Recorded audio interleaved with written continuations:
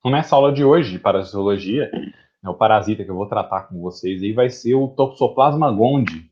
Talvez vocês já ouviram falar, por exemplo, da doença aí que é chamada de toxoplasmose, né, algo que preocupa, por exemplo, mulheres grávidas, né, já que pode causar alguns sintomas graves ali, né, alguns sintomas graves no embrião e também no recém-nascido. Então, hoje, o foco vai ser falar disso, desse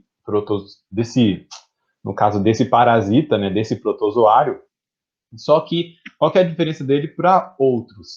Né? Acaba que a gente, né, o ser humano, ele funciona bem mais como sendo um hospedeiro intermediário. Quem é o hospedeiro definitivo, de verdade, desse parasita vai ser os felinos, os gatos, por exemplo. Então, o ser humano e outros mamíferos ali, eles acabam sendo, no caso, um hospedeiro intermediário e não o hospedeiro definitivo desse parasita, desse Toxoplasma gondii. Né? Mas como é uma doença, a toxoplasmose é uma doença bem grave, bem conhecida, né, e que atinge aí a maior parte do mundo, então achei que seria interessante a gente ter um panorama geral sobre esse parasita. Então, fazendo primeiro uma classificação geral dele, né, para mostrar de que grupo ele vai fazer parte. Agora, diferenciando um pouco dos anteriores, né, a gente vai estar passando por um outro filo, que seria esse filo aí, ó, chamado de apicomplexa. O que esse filo apicomplexa tem de característico? Eles vão ter ali na região apical, né, uma estrutura, algumas estruturas que são chamadas de complexo apical, que vão ser importantes ali até na, na forma com que ele vai fazer, né, exercer o seu parasitismo, para que ele consiga se interiorizar ali nas células. Então, o filo apicomplexa, a ordem Eucoxidia, família Sarcocistidae e no gênero Toxoplasma, né? Sendo a espécie que a gente vai tratar mais o Toxoplasma gondii, essa espécie aí bem comum da gente ouvir falar. Né? Então é um protozoário que tem uma distribuição geográfica mundial, ele é encontrado no mundo todo, né? Tem uma alta prevalência sorológica, como assim? É bem, a gente consegue encontrar ele em uma grande quantidade, uma grande parcela da população, né? Mesmo que essas pessoas elas não tenham sintomas. Né? Os casos clínicos, a doença clínica em si, ela é menos frequente, ela é muito mais grave, por exemplo, quando encontrada em crianças recém-nascidas, quando a mãe ali, né, que está tendo uma gestação, ela acaba entrando em contato com esse parasita também, né? Isso pode afetar o desenvolvimento do embrião do feto. Então, ela tem essa alta prevalência sorológica, podendo atingir mais de 60% da população de determinados países. Né? Mas a maioria aí não vai ter o desenvolvimento de sintomas graves, né? Não vai ter essa doença clínica. Vai ter o parasita ali no seu corpo, mas vai ser assintomático, não vai sofrer com essa presença. A toxoplasmose ela é uma zoonose, então é uma doença ali que vai afetar principalmente outros animais, né? Vai afetar várias espécies de animais nesse caso, sendo que o gato e outros felídeos vão ser os hospedeiros definitivos e o homem e outros animais vão ser os hospedeiros intermediários. Né? Então aqui a gente já tem uma característica relacionada com esse protozoário, com esse parasita. Né? Ele vai ser heteroxênico. Ele vai ter dois hospedeiros para que ele consiga completar seu ciclo de vida. Com relação à morfologia, então ele vai ter uma variação na sua morfologia, na característica das células do parasita ali, dependendo do hábito e do estágio evolutivo. Né? Então vão existir formas do estágio evolutivo que vão ser diferentes, né? E esse hábito também, elas vai ter uma certa variação na estrutura morfológica ligada com isso. Então as formas infectantes que o parasito apresenta vão ser, ó, a chamada de taquizoito, a chamada de bradizoito e os esporozoitos. Tá? Então essa primeiro, o taquizoito, vai ser encontrada ali durante a fase aguda da infecção, certo? Então nesse momento inicial da infecção, a gente pode se dizer, em que está acontecendo aquela proliferação desse protozoário, é a forma proliferante e a forma livre. Então não vai estar, por exemplo, dentro de uma célula, né? Ela vai estar livre ali, no caso, para se proliferar. É a forma ali, ela tem um formato de meia-lua. Aqui a gente consegue ver, ó. Tá vendo esses várias estruturazinhas aqui, ó, nessa imagem, nessa primeira imagem aqui de baixo, seriam esses taquizoítos com esse formato de meia-lua. No caso, eles estão livres aqui. Vão ser móveis, vão se movimentar ali e podem ser encontrados, ó, dentro do vacúolo parasitófero de várias células. Então, essas células podem englobar esses taquizoítos e eles vão ser encontrados lá dentro do vacúolo dessas células do nosso corpo. Pode ser encontrado também líquidos orgânicos, células hepáticas, pulmonares, nervosas e assim por diante. E é um estágio, uma forma que consegue fazer essa multiplicação rápida. Aí, ó, na fase aguda, uma das coisas que se precisa é aumentar as quantidades desse parasita para que ele consiga se manter. Então, essa multiplicação rápida seria algo importante para essa fase inicial da infecção. Os bradizoítos, ou então chamados de cistozoítos, né, vão ser as formas encontradas em tecidos, né, tecido muscular, cardíaco, nervoso, na retina. Por que esses tecidos? No geral, ele procura locais para se estabelecer, tecidos para se estabelecer, que sejam tecidos bem oxigenados. E esses tecidos aqui, ó, músculo esquelético, músculo cardíaco, sistema nervoso, a retina, são locais que têm essa grande oxigenação. Aqui mostrando, ó, um cisto no tecido, aqui o bradizoíto, né, esse cistozoíto, ou tem esses dois nomes, e aqui mais aproximado, ó, aqui seria um no cérebro.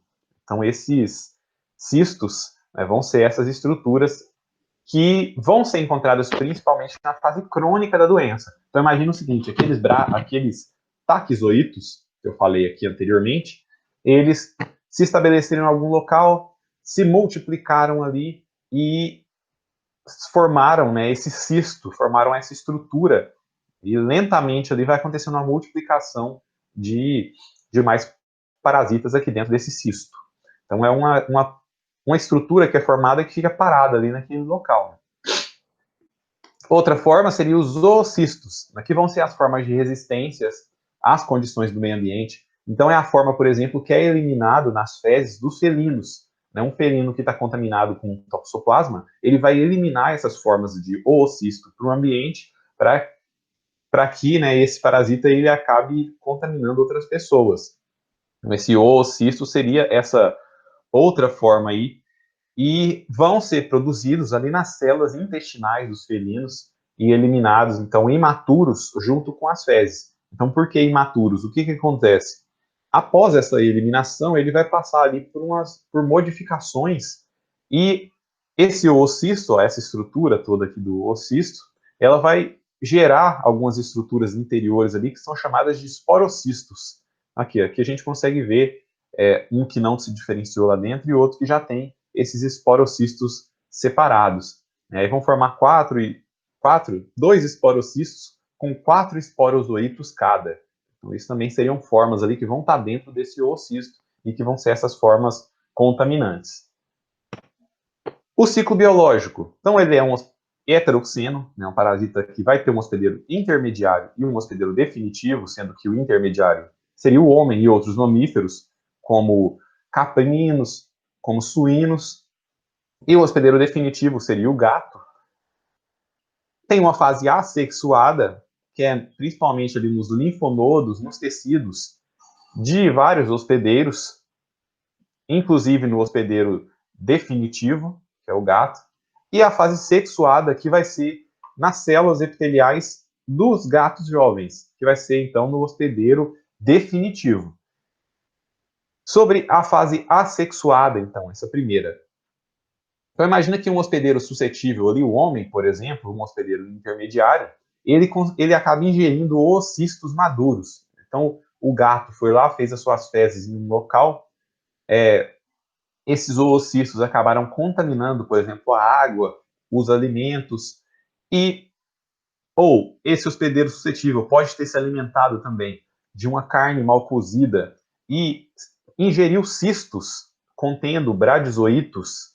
Então ele ingeriu esses bradizoítos, ou então, raramente, uma outra forma desse hospedeiro conseguir acabar sendo infectado é que se ele ingerir taquizoítos, que em alguns casos são eliminados no leite. Então esse hospedeiro suscetível ele pode ser infectado com qualquer uma das formas. Essas formas, ou o bradizoíto, ou o taquizoíto, ou o oocisto, né? Essas formas vão sofrer uma multiplicação ali intracelular. O taxoito, ele invade diversos tipos de células e vai se dividir.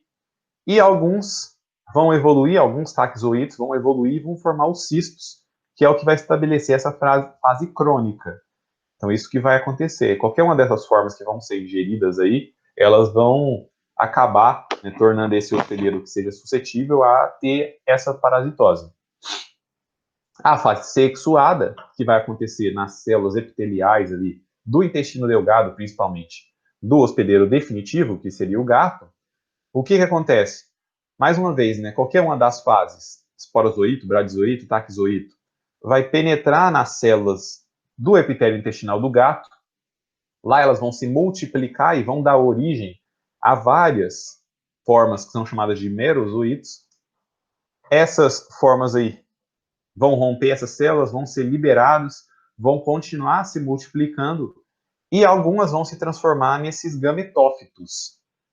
Isso vai acontecer, essa transformação nesses gametófitos. Esses gametófitos vão se maturar, vão formar gametas masculinos e gametas femininos, né, que seria então o microgameta e o macrogameta. Esses dois vão sair da célula, vão fecundar, vai ter a fecundação do microgameta, né, do macrogameta pelo microgameta, eles vão formar o zigoto, que vai evoluir e vai formar, vai virar o oocisto. Lembra que o oocisto é aquele que é liberado, então, nas fezes e vai passar por aquela maturação. Então, isso seria essa fase sexuada que ocorre dentro do hospedeiro definitivo, dentro do gato. Como é que acontece a transmissão? Então, o ser humano, esse hospedeiro que é intermediário, ela pode acontecer por 3 vias principais. A ingestão de oocistos, que pode estar ali em alimento, água, caixa de areia contaminada, latas de lixo, ou disseminado ali por moscas, baratas, minhocas. Ingestão de cistos, que são encontrados, por exemplo, em uma carne mal cozida. E pode acontecer também essa transmissão congênita, transplacentária, que é essa mais grave, que pode causar um resultado mais grave, principalmente no feto, né, no embrião ali, que pode sofrer as consequências no seu desenvolvimento. E isso, né, ocorre em virtude desse parasita. A patogenia, então pode ser que a toxoplasmose seja congênita, ou então pré-natal, né, antes do nascimento. E as consequências vão depender, por exemplo, do grau de exposição do feto aos toxoplasmas, o quanto ele foi exposto, a quantidade de protozoários que acabaram chegando nesse feto, a virulência da cepa, então algumas cepas desse protozoário podem ser mais virulentas ou podem ser menos virulentas, então vão causar mais ou menos danos. Os anticorpos maternos, que podem proteger o feto também, né, durante o período durante a gestação. Então, se a mãe ali tem anticorpos que vão conseguir fazer esse combate melhor, esse feto pode sofrer menos consequências. E também o período da gestação. Em certos períodos, os embriões ali, né, o feto vai ser mais suscetível a sofrer problemas. Além disso, pode levar também, por exemplo, ao aborto, parto prematuro, outras anomalias graves. Aqui vem mostrando alguns problemas que poderiam ser causados, ou então a hidrocefalia, lesões na retina, né, essas manchas que vão aparecer, que são chamadas de máculas, lesões cerebrais. Lembra que forma-se o bradizoito, o cistozoito, em tecido cerebral. Então, aquele cisto vai ser formado ali. Então, isso pode acontecer com o feto, com o embrião. E a toxoplasmose pós-natal também vai depender de várias coisas, como a virulência da cepa, estado de imunidade da pessoa e assim por diante. Pode apresentar desde casos benignos ou assintomáticos, como é a grande maioria, como eu disse, ela é bem prevalente nas populações. A maioria pode ter isso e nem saber que tem, e não ter nenhum desenvolvimento de sintoma. Mas pode ter casos bem graves que podem levar até a morte, sendo que essa toxoplasmose pós-natal pode acabar, né, a doença pode acabar, cistos podem acabar entrando ali e acabar contaminando certas partes que são importantes, né? Então pode ter a formação de cistos ali nos gânglios, formação de cistos relacionados com a região ocular, né, a retina, cutâneo, cérebro espinal, e assim por diante. Não? Essa imagem aqui tem mostrando, no caso, cistos que são encontrados na região do cérebro e do cerebelo. Então aqui, tá vendo que nesse corte do cérebro, imagina o seguinte, a gente fez um corte frontal, tirou uma fatia, assim, desse cérebro e a gente está observando, né? Aqui estão os dois hemisférios, ó, o de cá e o de cá, o corpo caloso e assim por diante. Essa estrutura aqui, ó, a partezinha amarelada, diferente aqui, seria um exemplo desse cisto, né? Aqui mais aproximado, ó um cisto aqui. Isso aqui ocasiona uma perda de massa cerebral. Então isso é algo que pode trazer problema. E nesse daqui, aqui seria o cerebelo, ó. O cerebelo, o tronco espinal. O cerebelo, por exemplo, está muito relacionado com os nossos movimentos. A gente consiga fazer movimentos finos, por exemplo.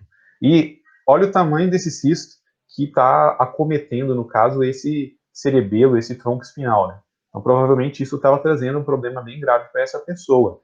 Então, isso seria, né, um cisto desse toxoplasma.